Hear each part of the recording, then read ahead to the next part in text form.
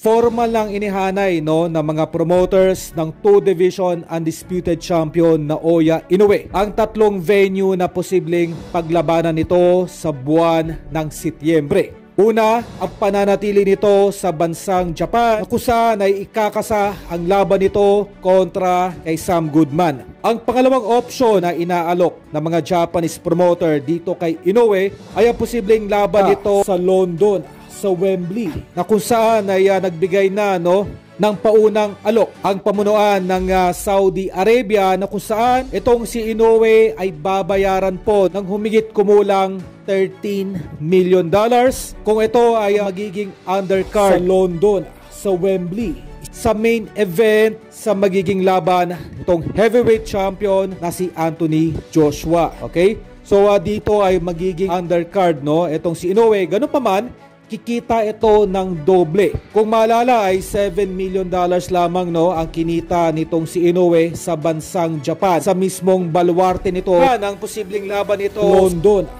sa Wembley, ay kikita po ito ng humigit kumulang $13 million.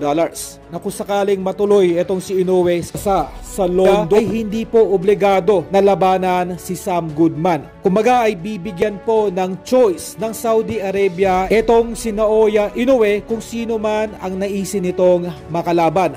At dito ay maaaring maipasok po ang ating 3-division champion, Janriel Casimero. At ang huli, ang posibleng laban ni Naoya Inoue ngayong Setyembre sa Amerika, partikular sa Las Vegas. Subalit iba nga po ang senaryo na kung sakaling itong si Inoue ay lalaban sa Las Vegas. Dahil natin na naibalita na mahigpit ang kondisyon nitong si Babarum na sa oras na makalaban muli itong si Inoue sa Amerika ay kakasa nito agad bilang buena mano itong si Cuadro Alas. At ang nasabing laban kay Cuadro Alas ay magkakaroon po ng pamagat na unfinished business. Dahil ang nasabing laban nga po ay supposedly ay naikasa na noong 2021 pa sa Las Vegas, kung hindi lamang nagkaroon ng malawakang pandemic.